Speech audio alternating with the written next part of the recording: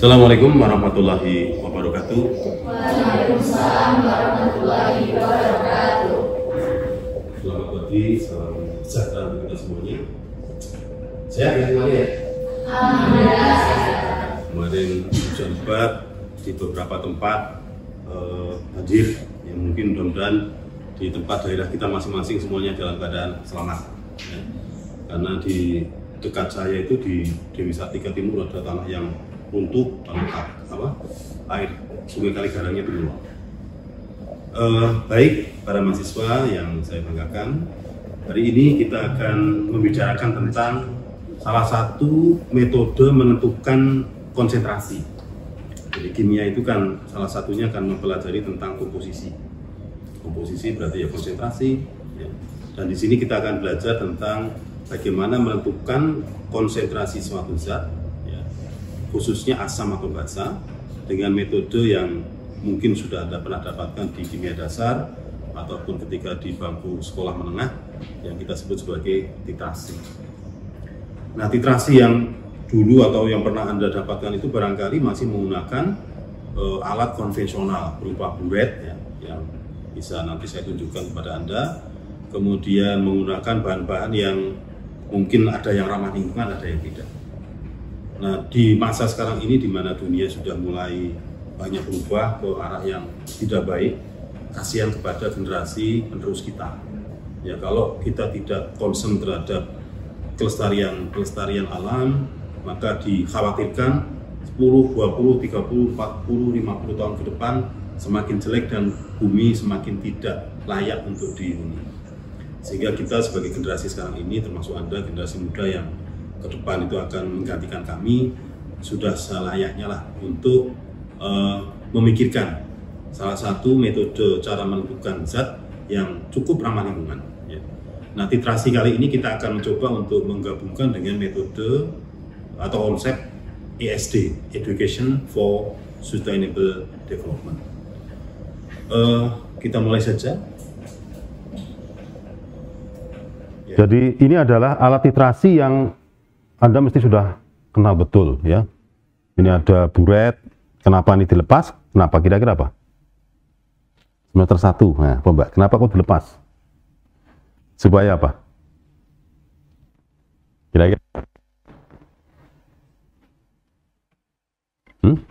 Pernah lihat alat ini enggak? Pernah. Ini kan harus lepas ini. Ya, jadi ketika Anda dipakai ini dilepas. Tujuannya apa? Supaya apa? Kalau nanti kita pakai lagi, itu mudah untuk kita putar. Sebab kalau ini tetap menutup seperti ini, dikhawatirkan sisa NaOH yang ada di sini, misalnya Anda nanti titrasi pakai NaOH yang di sini, maka nanti sisa NaOH yang di sana akan ketemu dengan gas CO2, menghasilkan Na2CO3. Dan itu kalau nempel di sini, sulit untuk kita lepas. Jadi fungsi kenapa dilepas ya, supaya nanti kalau kita pakai lagi mudah untuk kita setting ulang. Nah, ini adalah alat titrasi konvensional. Nah, kalau kita lihat jumlahnya ini kan banyak nih. Ini ada volume 50 mili. 50 mili dan itu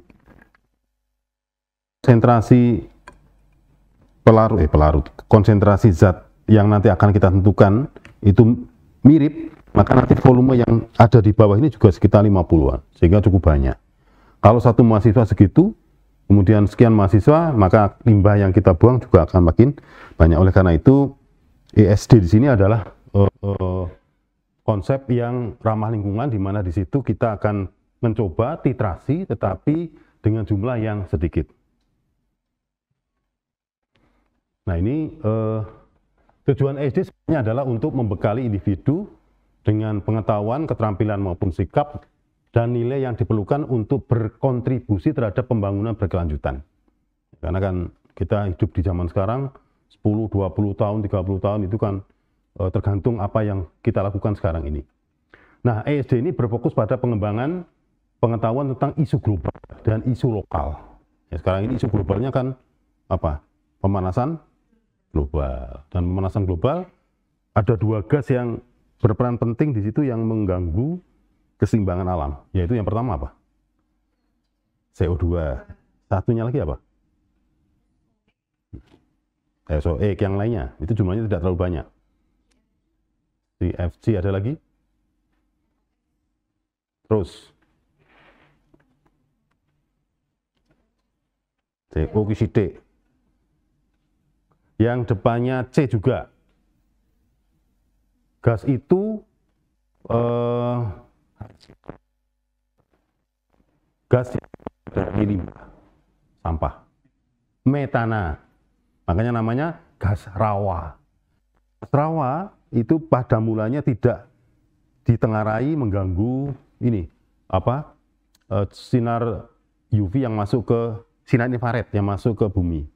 Tetapi kemudian para ilmuwan riset ternyata selain CO2, CH4 juga bisa menyebabkan greenhouse effect. Sehingga di situ lalu sekarang ini fokusnya adalah dua gas itu, CO2 dan CH4, bagaimana kita mengendalikan kedua gas itu. Baik. Nah, sekarang komponen utama Education for Sustainable Development adalah pengetahuan, kemudian ada keterampilan, ada sikap dan nilai. Kita tahu, kita terampil kalau sikap dan nilainya tidak berubah, ya tidak ada gunanya. Ya, seringkali kita kan literasinya itu sudah bagus. Literasi dalam hal yang mana? Literasi kan literasi pengetahuannya. Tapi kalau hanya sampai ke literasi pengetahuan, tidak sampai ke sikap, maka literasi itu hanya ada di pikiran kita. Padahal yang dimaksudkan dengan ESD di sini adalah sampai pada sikap. Bagaimana sikap kita ketika kita melihat tumpukan sampah yang ada plastik di sekitar kita.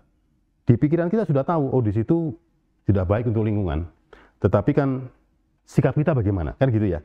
Wis ngerti ning kono sampah plastik, sudah tahu bahwa plastik itu tidak mudah untuk dicerna oleh bakteri non degradable ya. Tetapi ketika kita ke Indomaret, ke Alfamart, ke toko swalayan, nggone tas plastik, termasuk saya. Ya, termasuk saya. Ya karena apa Pak? Karena memang kita belum punya pilihan lain. Ya, kalaupun ada plastik yang biodegradable itu masih terbatas penggunaannya. Kemudian yang lainnya ya karena kita memang sikap kita yang masih belum purna untuk bagaimana kita merawat alam. Kemudian tindakan. Ya, oke. Sekarang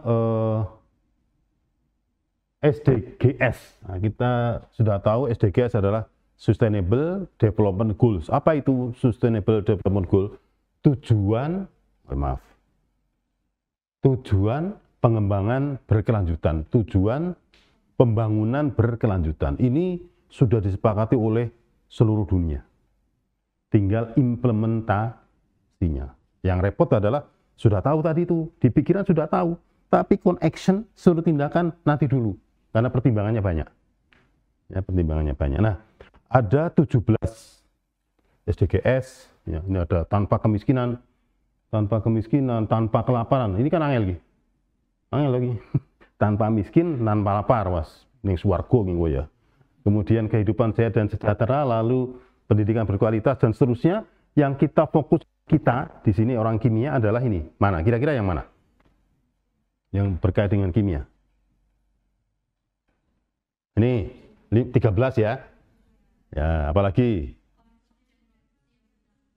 Konsum nomor berapa? 12. Apa lagi? 11 ikut enggak? Bisa. 15 pasti ya. Ekosistem daratan. Terus ekosistem lautan juga masuk toh? Ya, 6 apa? Air bersih dan sanitasi yang lainnya. Jadi cukup banyak peran kita orang kimia untuk bagaimana kita berkontribusi pada pembangunan berkelanjutan. Nah, ini lambangnya nih. Jadi ada 17 dengan lambang yang berbeda-beda yang di situ menunjukkan tujuan yang ingin dicapai. Ya. Oke, saya lanjutkan. Nah, ini misalnya kita ambil goals 12 tadi itu. Konsumsi produksi yang bertanggung jawab. Nah, ini banyak ini. Persentase sisa makanan. Ayo, siapa yang kalau makan udah habis? Iya toh? Itu kan kita kadang-kadang enggak sampai ke situ. Mangan, ya wis tadi sudah Pak, sudah makan. Nah, kalau sudah tahu sudah makan, ya jangan dimakan. Kita kadang-kadang eman-eman ya, 3i jajal lah. Begitu kita makan, karena kita sudah makan sebelumnya di tempat lain, akhirnya makan separuh tok. Sing separuh untuk apa? Nah, kecuali kalau kemudian kita punya hewan piaraan di rumah, nggak apa-apa. Tapi kan jarang yang punya itu, apalagi di perkotaan. Jadi ini persentase sisa makanan sebaiknya kalau makan ya kudu entek. Kemudian apa ini? Banyak ya, jadi ini ada pilihan-pilihan yang terkait dengan konsumsi dan produksi yang bertanggung jawab. Kemudian ini lanjutannya. Lalu 13, penanganan perubahan iklim. Ini saya sampaikan contoh saja. Ini sekian ini langkah yang harus dilalui. Potensi penurunan emisi gas rumah kaca CO2. C4 ya. Kemudian potensi penurunan intensitasnya. Bagaimana ini menurunkannya? Sekarang ini ada yang kita sebut sebagai reduksi karbon atau bagaimana mengambil CO2 yang jumlahnya semakin bertambah karena adanya apa? Adanya kendaraan. Sekarang ini kan orang masuk ke kendaraan EV, electric vehicle, kendaraan listrik. Kendaraan listrik dalam bayangan kita itu adalah kendaraan yang bebas CO2, betul ya? Tapi kan kemudian kita harus pikir meneh ke belakang, kendaraan listrik itu mesti ada baterainya. Apakah pembuatan baterainya itu ramah lingkungan? Kan gitu, ya toh. Orang melihatnya cuma ono motor listrik, wah itu ramah lingkungan Pak, karena dia tidak mengeluarkan CO2. Ya betul. Tapi apakah pembuatan baterainya itu ramah lingkungan? Walau alam. Karena sekarang ini kan ada pergi ke Sulawesi, Morowali, itu luar biasa pengambilan nikelnya dan itu menyisakan degradasi lingkungan yang luar biasa di Freeport dan seterusnya. Dan jadi sesuatu mesti ada plus ada minusnya. Tidak pernah plus semuanya, tidak pernah min semuanya. Jadi tinggal kita bagaimana berada di tengah-tengah. Tidak terlalu plus, tidak terlalu min. Kita lanjutkan. Nah, sekarang kita masuk ke yang fokus kita hari ini adalah small scale chemistry. Small scale chemistry itu merupakan praktikum kimia berskala kecil yang menggunakan peralatan bahan kimia dalam jumlah yang sangat sedikit dibandingkan dengan kimia konvensional. SSC ini diperkenalkan pertama oleh Dewan tahun 2021 itu dari Thailand, ya, dari Thailand. Jadi cukup lama sudah 13 tahun yang lalu. Apa manfaatnya? Ya sudah barang tentu dengan SDGs ada keberlanjutan, ada keamanan, ada aksesibilitas, ya. Kemudian keuntungan lainnya adalah pengurangan penggunaan bahan kimia, ini pasti. Penghematan biaya karena sedikit, peningkatan keselamatan, ramah lingkungan, dan seterusnya ya. Nah kelemahannya tentu ada. Apa kelemahannya? Kesulitan dalam pengamatan. Nanti akan kita lihat ketika kita menggunakan SSC untuk titrasi, apa ada kesulitannya apa enggak ya.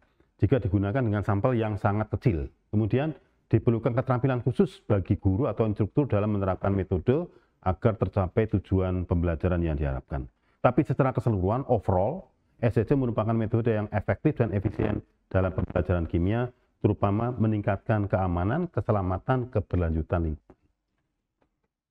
Nah itu yang, nah hari ini kita akan coba titrasi, nanti kita bagi menjadi 3 bagian, pakai titrasi konvensional, kemudian pakai ini adalah titrasi menggunakan model yang lebih kecil, ya ini hasil kerjasama dengan Korea, yaitu Sogeng University melalui program LUPIC. Nah, ini saya kenalkan satu set peralatan yang dapat menunjang SSC, Small Scale Chemistry. Ini dibuat oleh atau didesain oleh UPI. Jadi kita bekerja sama UNES, UPI, Undiksa bersama Sogeng University itu bekerja sama untuk program tahunan ya selama 6 tahun ke depan terkait dengan berbagai hal. Nah, salah satunya adalah kita mengembangkan SSD atau SSC ini, ya Small Scale Chemistry, melalui eksperimen yang menggunakan bahan dan peralatan yang relatif kecil. Nah, saat ini nanti ada banyak percobaan yang bisa dilakukan. Jadi kalau Anda bisa lihat di sini, ya cukup banyak, ini kecil semuanya ini. Ya memang kecil ya, karena memang tujuannya menggunakan bahan yang tidak besar, ya. Ini tujuannya adalah supaya mengurangi mereduksi bahan kimia yang dipakai. Ya, harapannya nanti limbahnya juga tidak terlalu banyak. Cuma yang didesain ini baru untuk titrasi. Kemudian ada apa ini? Ada destilasi, ada kromatografi, ya, baru itu, belum yang lain. Ya kenapa kok baru itu? Ya karena memang eksperimen itu yang sering dilakukan. Oke, nanti kita pakai ini sudah di set, ya. Kemudian yang satunya lagi adalah kita nanti menggunakan ini namanya mikroplet. Mikroplet ya, jadi tempat reaksinya nanti di dalam ini, kecil-kecil ini. Ya, karena menggunakan yang kecil kan sangat ideal untuk mikro praktikum kecil ya. Cuma masalahnya adalah karena kecil, nanti pada saat pelaksanaan agak ada kendala. Ya, nanti kita coba aja. Kemudian satunya lagi nanti menggunakan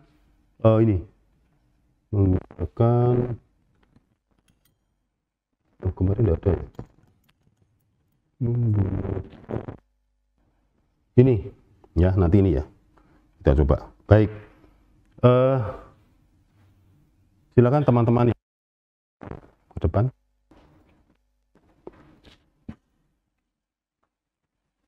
Jadi kita akan menentukan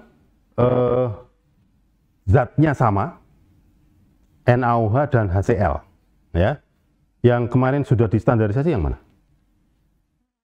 Yang NaOH apa yang HCl? Yang NaOH berarti nanti kita akan menentukan konsentrasi HCl. Oke.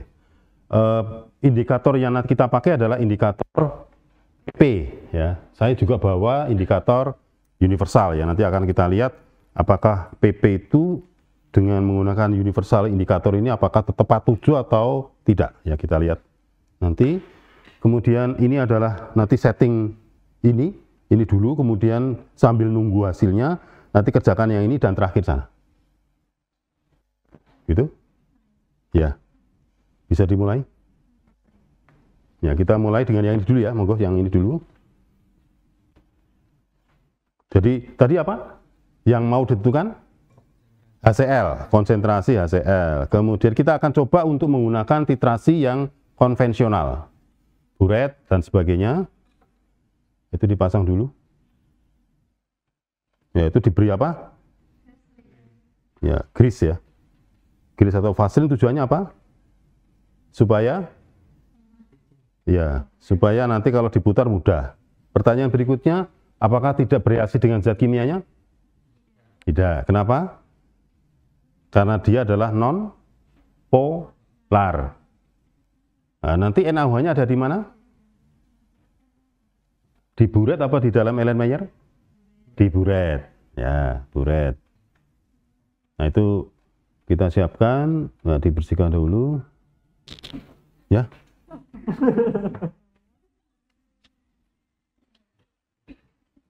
Diisi dulu, wis. Baik, sambil nunggu ini saya akan coba untuk pakai yang SSC ya. SSC ini adalah peralatan yang dari kerjasama UPI, UNES, Undiksa dan Sogang University ya, Sogang University.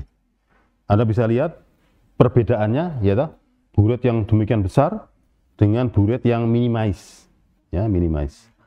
Kemudian karena ini jaraknya cukup jauh, maka ini perlu kita dekatkan. Nah, dekatkan. Ya, itu buret. Cuma bawahnya itu terlalu tinggi ya, sebentar. Tak tarikan pasangannya.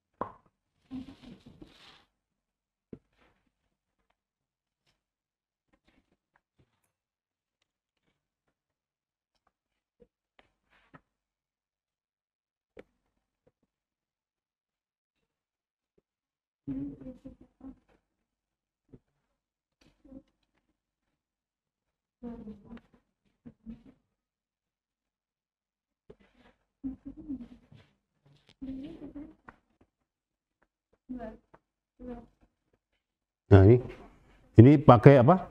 Corong untuk memasukkan. Kemudian ini kan bawahnya kalau Anda lihat, nah ini kita harus hati-hati ya, karena ini kan apa? Alat ini alat yang menurut saya tidak mudah untuk kita beli di toko kimia, karena ini kan pesanan ya, sehingga harus hati-hati. Nah ini kan lebarinannya, lalu kita tambah ini menyambung. Nah udah, kita turunkan lagi.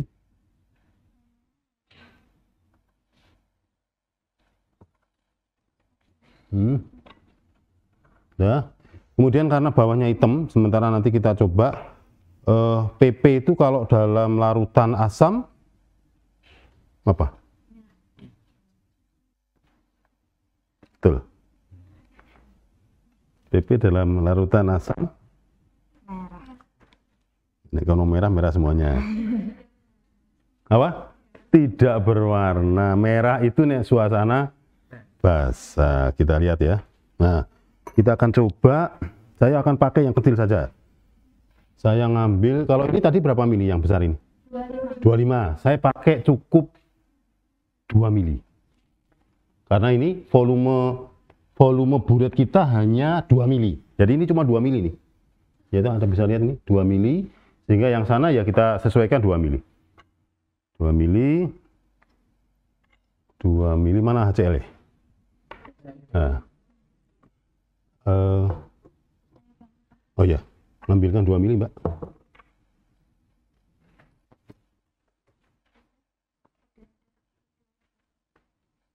Oh, orang sebelok ya.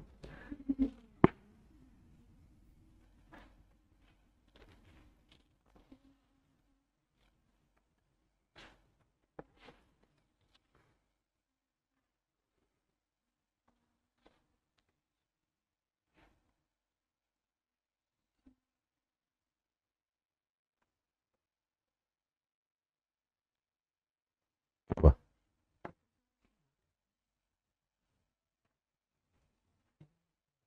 Kenceng. Ya, dipasang aja. Ya, ditahan. Oke.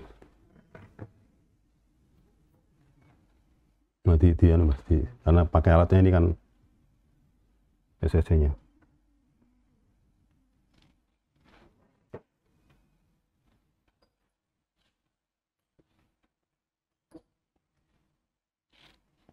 Ini luar negeri kelasnya kecil gini, alatnya lengkap. Jos.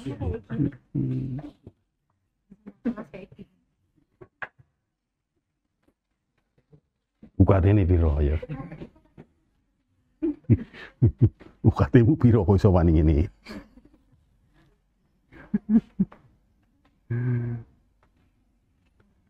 Ya itu pemerintah harusnya, ya tidak mungkin kita mengandalkan UKT, tidak mungkin.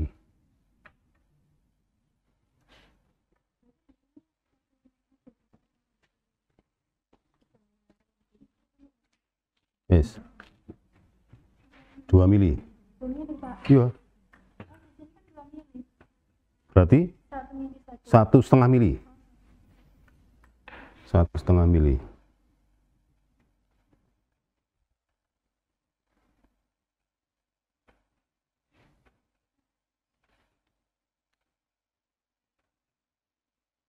Satu setengah, oke Mbak. Udah. Ya, 1,5 mili, oke. Sekarang nanti kita bandingkan ya antara buret yang asli dengan yang sudah kita desain yang kecil, micro scale. Kemudian coba sekarang ditambah, yang sana sudah ditambah PP, nah sekarang ini tambah PP juga.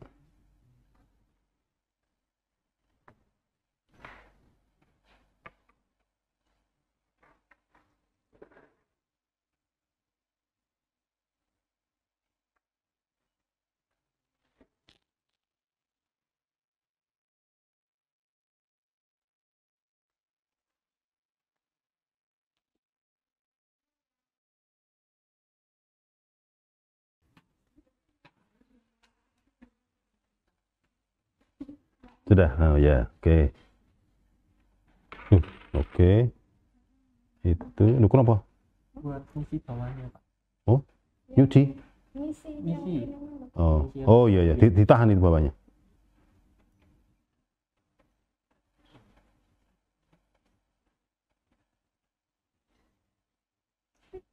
Pakai tisu.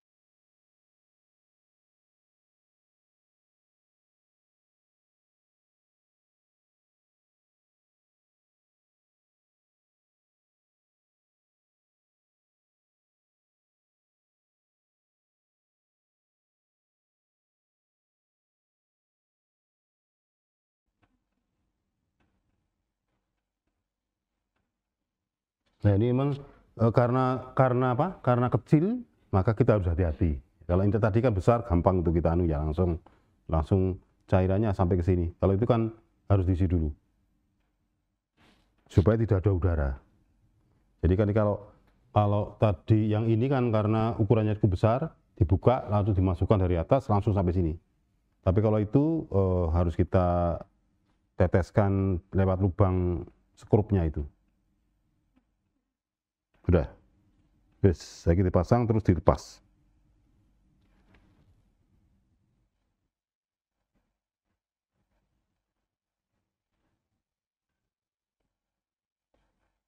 Nah, alat ini di industri apa ada Pak? Ada.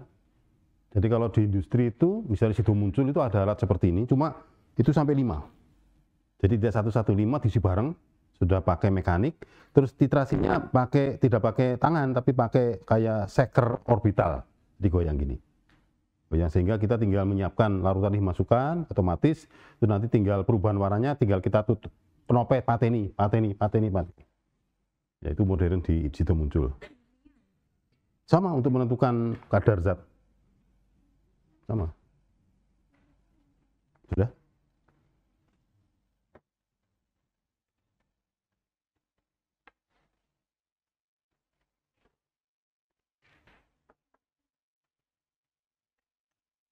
Ini sudah ambil data. Oh, juga sudah. Januari ini sudah ya? Ini baru sebuah siloro, umur ini sudah. Ini tidak ada ya? Ini? Masih? Koreksi.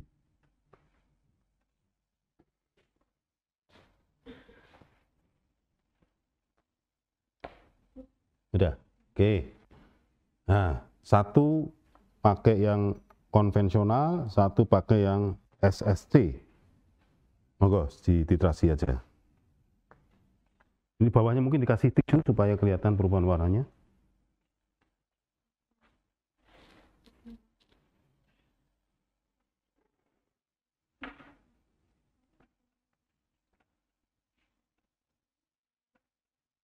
Sambil duduk enggak apa?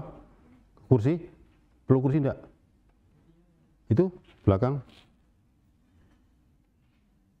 Kalau mau kursi, dijiwai ya.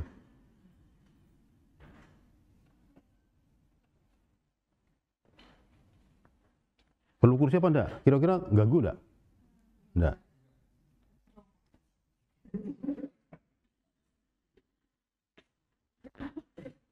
Nah, dikasih kursi jongkok malah.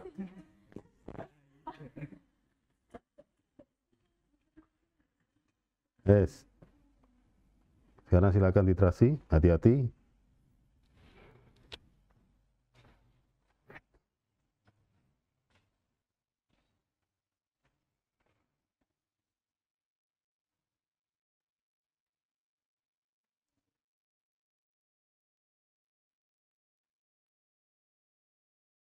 Ternyata ya, bikin video juga tidak sebentar ya. Mulanya anggar wong gawe film kan berhari-hari.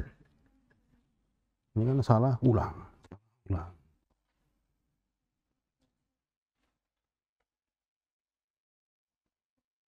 Gimana? Netesnya? Netes? Kenapa dicopot malah? Oh, kena PP.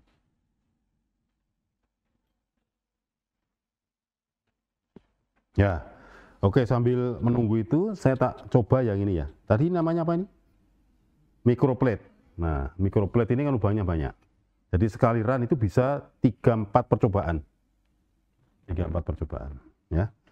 Kita akan coba, caranya gimana Pak? Caranya sama. Yang di sini kita berikan HCl, tapi kan kita tidak tahu volumenya berapa. Ya, volumenya berapa. Maka kita akan coba untuk menentukan volume lubang ini dengan menggunakan apa ini?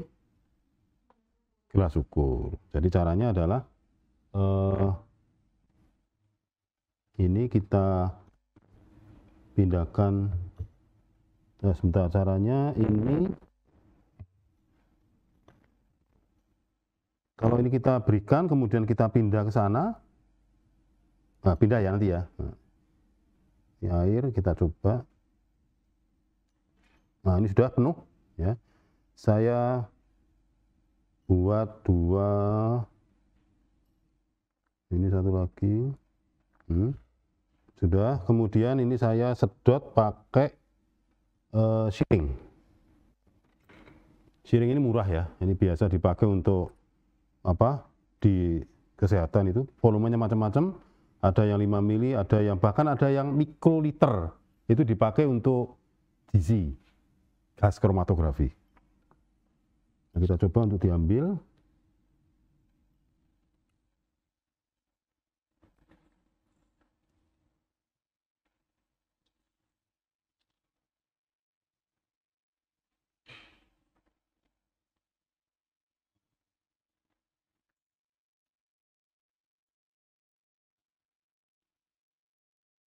Ini masih ada gasnya, terus kita dorong.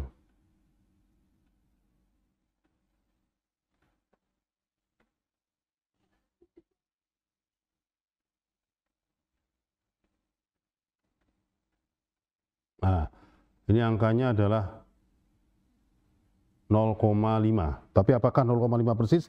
Kita coba untuk yang berikutnya. Yang satu lagi kita sedot juga.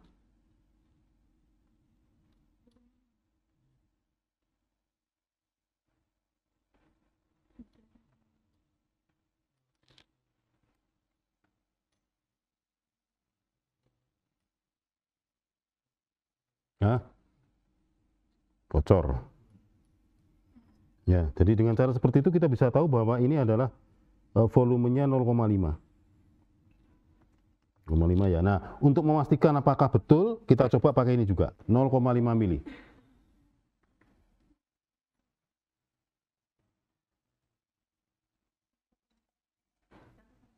Nah, ketika kita lihat itu mata kita harus sejajar ya. Ini masih kebanyakan tuh ini. Ini perlu kita ambil lagi. Pakai ini, pindah saja ya. Tanyakan.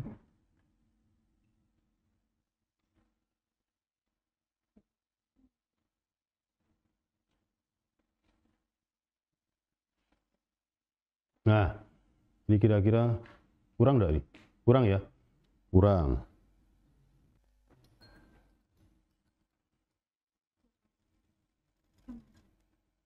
Ini 0,5 mili coba.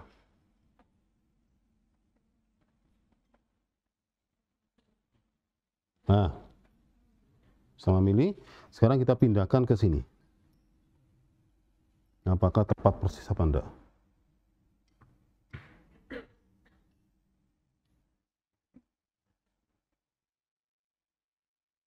Ya, persis.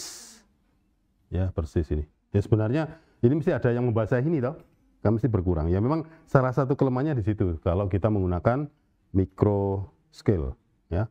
Jadi ada batas di mana di situ keakuratan menjadi harus kita pertimbangkan.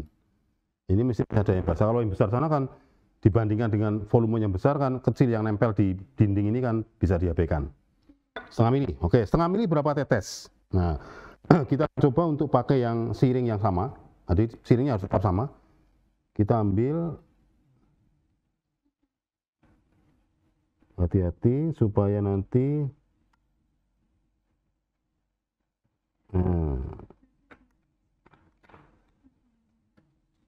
oke. Terus sekarang kita teteskan. Apakah berapa? 1 mili tadi ya? Tuh. 2, 3, 4. Kelemahan pakai siring langsung kayak gini. Harusnya pakai yang ini. Pakai yang nah ini harusnya seperti ini. Ini dimasukkan sana. Terus ini diberi cairan zatnya sama dengan yang atas. Jadi ini penuh. Terus nanti ini diklem ini. Diklem sehingga kita dorong ini, dia akan dorong bawah. Kalau ini dorongnya netesnya akan pelan. Netesnya akan pelan ya. Jadi nanti tujuannya pakai ini netesnya pelan. Kalau kita langsung pakai tadi langsung kan cerut gitu ya. Oke, sekarang yang ini sudah jadi, sudah ya. Nah, inti daripada titrasi asam basa adalah adanya kapan waktu akhir dari titrasi adalah terjadinya perubahan warna. Dari tadi tidak berwarna menjadi berwarna. Siapa yang merubah warna itu, Pak? Indikator. Indikatornya untuk yang ini adalah indikator PP, fenolftalin, dan ini sudah mulai berubah. Jadi kalau kita lihat ini kan sudah kelihatan ya. Ya, sudah kelihatan. Jadi ini sudah berbeda lah. Yang ini mungkin mau kokan sidik ya. Ya, ini kebanyakan ini. Jadi atau karena skalanya kecil. Ya, jadi kan kalau indikator PP-nya itu dengan konsentrasi yang sama, PP itu kan padatan putih, pelarutnya alkohol. Jadi pada saat kita menggunakan indikator, maka nanti harus hati-hati. Jadi sebaiknya untuk yang mikroscale ini atau SSC ini, kita gunakan konsentrasi indikator yang kecil juga. Nah ini kebetulan kita samakan. Kita samakan ternyata beda tuh hasilnya tuh. Jadi yang gede kelihatan lebih apa? Lebih mudah. Nah, ya, sementara ini lebih pekat. Memang harusnya karena volumenya kecil harusnya kecil. Tapi ini untuk menunjukkan kepada Anda bahwa memang pada saat kita menggunakan mikroscale SSC maka konsentrasi indikator harus kita perhitungkan supaya tidak terlalu pekat. Baik, sekarang volumenya apa tadi? Jadi tadi itu untuk yang titrasi yang konvensional. Saya sebut konvensional. Kemudian yang sini adalah titrasi SSC. Nah, untuk yang konvensional tadi volumenya berapa? 5 mili.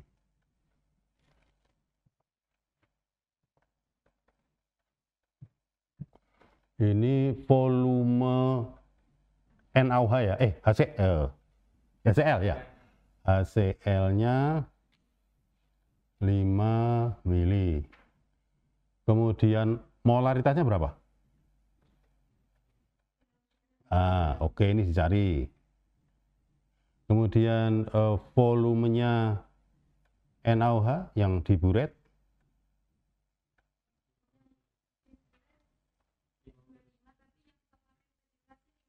Jadi berapa? 5.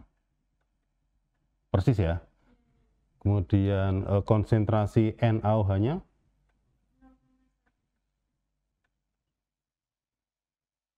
Nah, dengan menerapkan prinsip bahwa pada saat titik ekivalen kan berlaku apa? Mol, ya toh. Mol HCl sama dengan mol NaOH. Maka ini kita cari misalnya ini X, kita dapatkan 5 kali X ya, toh, sama dengan apa ini? 0,1. Berarti sini volumenya 5 juga toh? 5 kali 0,1 sehingga X sama dengan 0,1 molar juga. Inilah konsentrasi HCl pakai metode titrasi konvensional. Nah sebenarnya prinsip ini, molnya sama itu sebenarnya lebih tepat itu adalah H plusnya. H plus sama dengan OH min. Oke, dengan prinsip yang sama, untuk titrasi yang iki, SHC, volume HCl-nya tadi berapa? 1,5 mili. Konsentrasinya enggak tahu. Kemudian volume NaOH-nya berapa ini?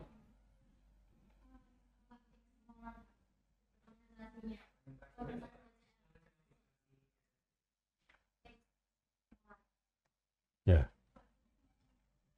Ya.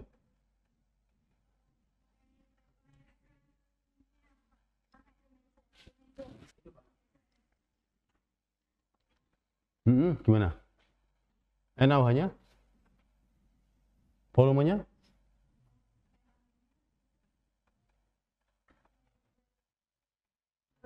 Dua. Oh begitu ya? Nah, sebentar kita tulis saja. 2 molar ya. 2 mili. 2 mili, kemudian konsentrasi NaOH-nya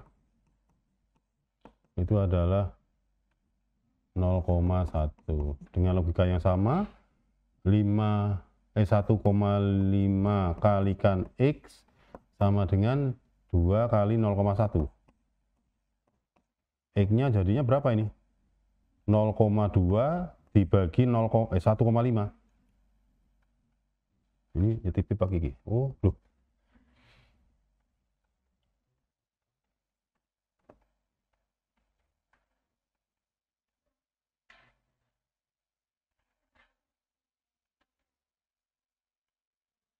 Berapa? Nah, ada perbedaan 0,03 dibandingkan dengan ini. Kenapa kira-kira? Karena apa? Konsentrasi PP-nya yang kita pakai itu dibuat sama. Padahal kalau kita menggunakan microscale, maka konsentrasinya harus lebih kecil, ya, lebih kecil. Dan itu ternyata berperan besar. Jadi besok Anda kalau praktikum menggunakan saya perhitungan betul indikator yang dipakai harus konsentrasinya kecil. Ya, lalu yang benar yang mana? Ya sudah barang tentu yang ini. Berarti ini karena tadi kekeliruan pada saat pembacaan volume NaOH-nya. Mungkin tidak 2. Kenapa 2? Ya karena tadi kebablasan ketika titrasi pakai ini tadi ya. Ini kan tadi netes terus perubahan warnanya nampak sebenarnya sudah cukup ini. Tapi ini lebih bagus lagi karena apa ini? Ini masih jambon enggak ini? Apa sudah berubah? Kalau berubah berarti masih kurang ini. Ya berubah enggak ini? Masih ada ungunya enggak? Ya masih ada ungunya enggak ini? Serang gua anu. Entek ya? Enggak ada toh? Nah, berarti harusnya bukan 2. Bukan 5. Bukan mesti 5 lebih nih. Ya toh? Karena ternyata tadi masih berubah warnanya. Masih berubah warnanya. Coba ditambahin, Mbak.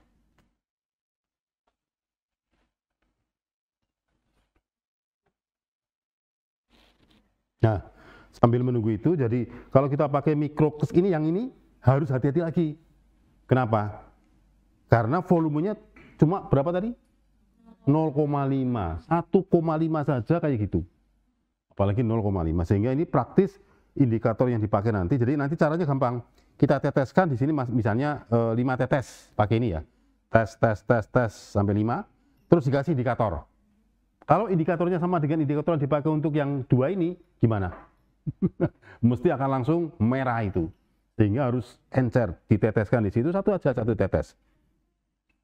Satu tetes gitu. Ya, itu memang ya enggak apa-apa. Ya, kita tunggu aja. Hampir sama kok. Hampir sama toh? Hampir sama. Udah betul. Berapa? 5,1 ya, sebentar. Berarti tadi gimana tadi? 5 tetes tidak harus 5, bisa 10, bisa terserah Anda. 5 tetes tambahi 1 tetes kecil indikator R, kemudian setelah itu apa?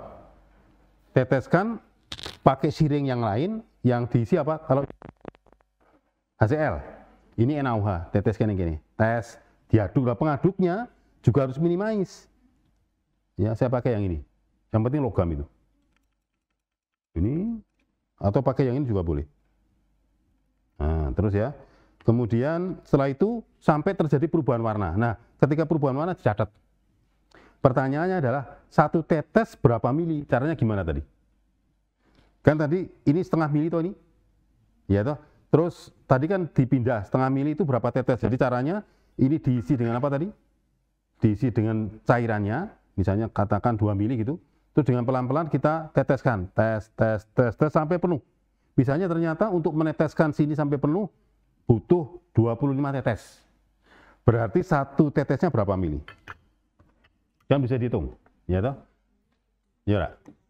Jadi kalau misalnya 1 lubang kecil itu ini tadi 0,5 mili.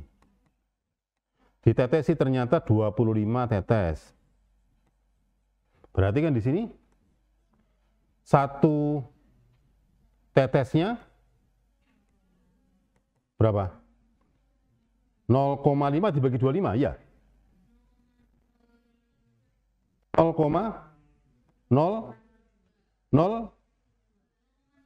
Oh. Ini ya. Nah, mili. Betapa kecilnya 0,02 mili. Ya toh? Nah, berarti kita tahu S 0,25. Kalau kita sudah pakai ini tadi, yang siring ini tadi ya, maka nanti untuk titrasi meneteskan apa tadi? Yang di sini apa tadi? HCl. Berarti untuk yang NaOH-nya juga harus pakai ini, tidak boleh yang lain. Lu kenapa Pak? Karena ini sudah dikalibrasi pakai untuk menentukan ini. Jadi tidak boleh kemudian kita ganti aja yang ini Pak, meskipun volumenya sama, tidak boleh. Ya, tetap harus menggunakan ini, dicuci, terus diganti NaOH, teteskan yang ini. Ya, tadi supaya tetesannya tidak macrut gitu, pakai ini, aman. Ya, tapi ini harus rapet ini kemarin ya, dirapet. Ya, ini lebih lagi nih bahasa Jawa, jadi lebih sederhana lagi. Tetapi menurut saya bagus juga untuk pengembangan SD ke depan, cuma memang harus ekstra hati-hati. Saya tunjukkan video yang ini. Ini sudah ya, saya hapus.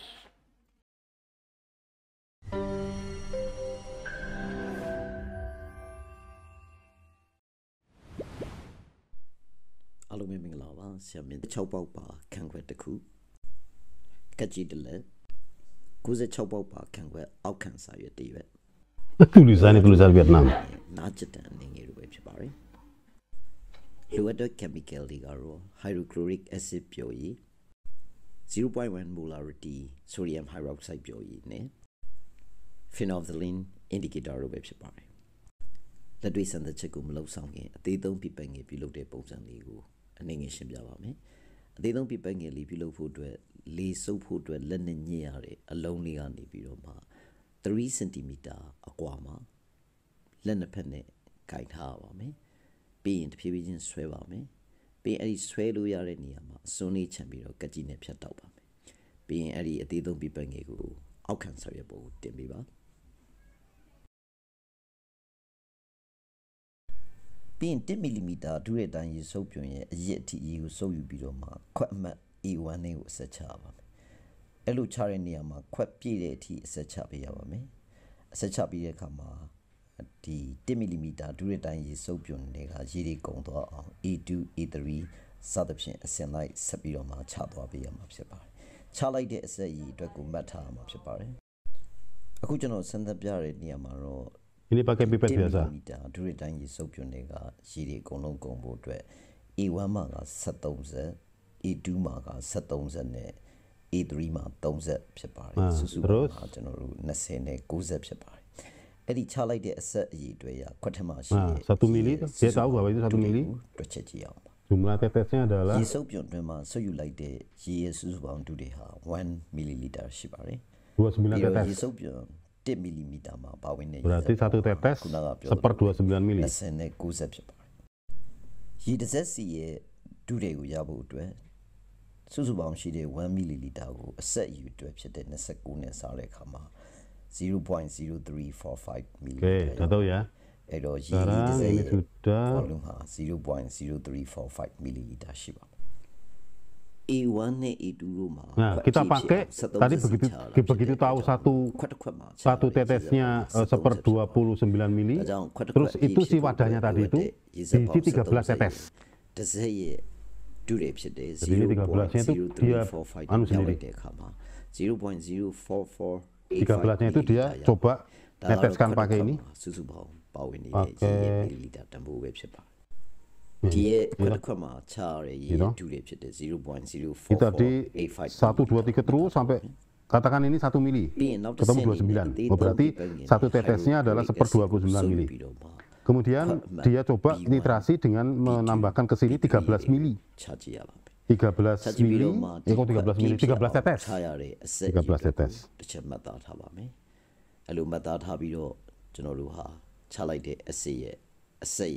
Dure ကိုတွေ့ယူရမှာဖြစ်ပါတယ်။ဒူးတွေတွေ့ချက်တဲ့နေရာမှာခွက်တစ်ခုလုံးကိုပြည့်စည်တဲ့ hydrochloric acid အဆက်ပေါင်းဟာ HCl-nya 26. အရှိရတွေ့ချက်မှုရခွက်တွင်းမှာဝင်ဆန့်နိုင်မဲ့ဒူးတွေစုစုပေါင်းဟာ 0.04485 ml ဖြစ်ပါတယ်။ဒါကြောင့် hydrochloric acid တစ်စက်ရဲ့ဒူးတွေကိုရခြင်းတဲ့အခါမှာခွက်တစ်ခွက်ရဲ့စုစုပေါင်းပမာဏဖြစ်တဲ့ 0.04485 ml ကို26စက်နဲ့စားလိုက်တဲ့အခါမှာ0.0172 milliliter ရပါတယ်။ဒါကတော့ hydrochloric acid လေးတစ်စက်ရဲ့ milliliter ဖြစ်ကိုဘူးတွင်းကနေပြီးတော့မှအသေးသုံးပြပတ်ငင်နဲ့စုပ်ယူလိုက်ပါမယ်။အဲ့လိုစုပ်ယူပြီးတဲ့အခါမှာတော့ကျွန်တော်တို့ဒီ66ပေါက်ပါခန့်ခွက်ထဲက C အတန်းမှာအဆက်ချကြည့်ပါမယ်။ C1, C2, C3 ဖြစ်ပါတယ်။ C1 ကိုကျွန်တော်တို့စားချတဲ့နေရာမှာ4 5 6ခွန်ရှစ်